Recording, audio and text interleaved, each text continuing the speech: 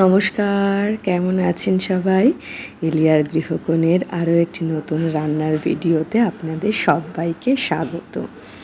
আজ নিয়ে এসেছি একদম ঘরোয়া স্বাদের একটা রেসিপি, ফুলকো লুচির সাথে একদম আদর্শ জলখাবার, কম মশলাতে কারি পাতা দিয়ে আলুর তরকারি। দেখতেই পাচ্ছেন এখানে আলু কেটে নিয়েছি, কারি পাতা রয়েছে, লঙ্কা আর রয়েছে টমেটো। একদম কম মশলাতে তৈরি হবে, ঘরোয়া পদ্ধতিতে দুর্দান্ত স্বাদের জলখাবারের রেসিপি। চলুন শুরু করি।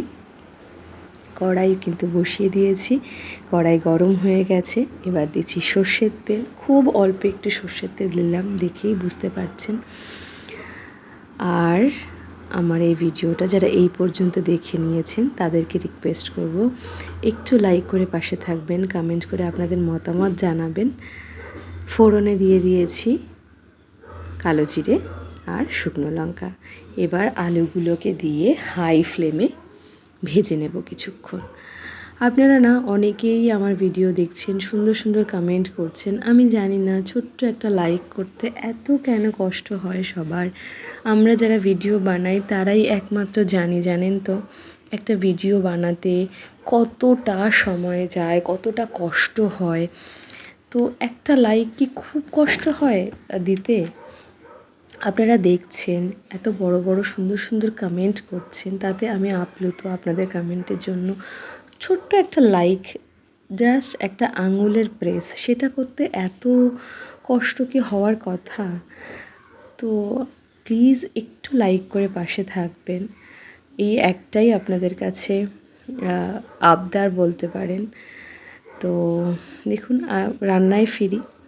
আলুটা ভাজা ভাজা হচ্ছে আর কারি পাতাগুলো কিন্তু এখনই দিয়েছি, আর ওর মধ্যে কিন্তু আমি কাঁচা লঙ্কাও দিয়ে দিয়েছি। আর এদিকে ওই যে টমেটোটা দেখিয়েছিলাম অফ ক্যামেরাতে, আমি টমেটোটাকে গ্রেট করে নিয়েছি।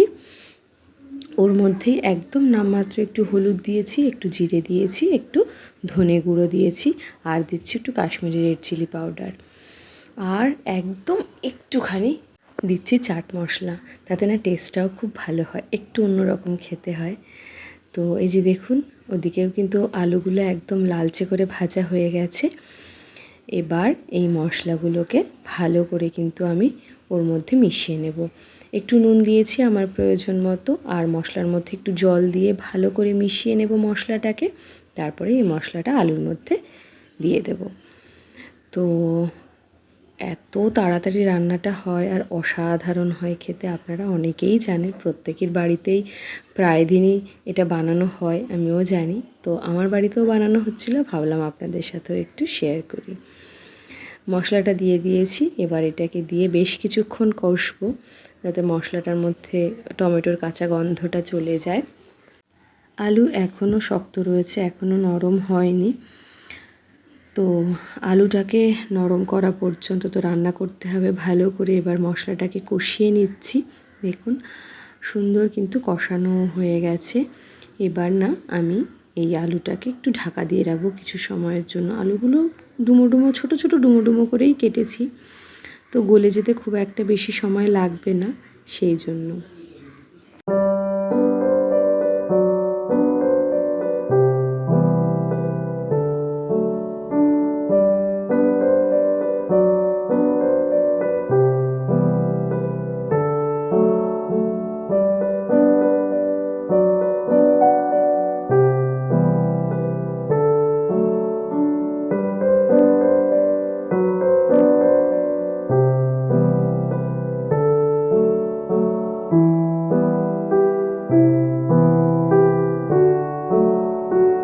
ঢাকনা তুলে নিলাম, দেখুন আলুগুলো অনেকটাই কিন্তু গলে গেছে।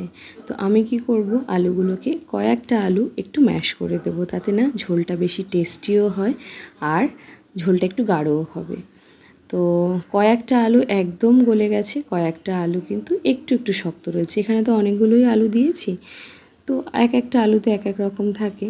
তো সেই জন্য আমি কি করছি, এটাকে একটু ভালো করে নাড়াচাড়া করে আর একটু ঢাকা দিয়ে রাখবো, যাতে যে কটা আলু একটু শক্ত রয়েছে টুকরো, সেগুলোও যাতে গলে যায় তাই। আর এই পর্যায়ে এসে আমি আমার প্রয়োজন মতো একটু নুন অ্যাড করছি। নুন আর ঝোলটা আপনারা আপনাদের নিজস্ব পরিমাণ মতো প্রয়োজন মতো অ্যাড করবেন। আমি আমার প্রয়োজন মতো আর পরিমাণ মতো অ্যাড করলাম।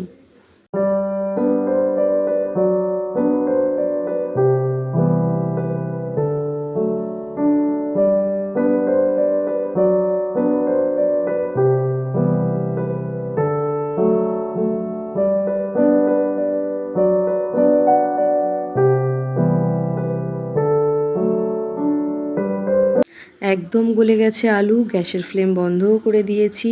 তো একদম তরকারি কিন্তু রেডি হয়ে গেছে লুচির সঙ্গে খাওয়ার জন্য।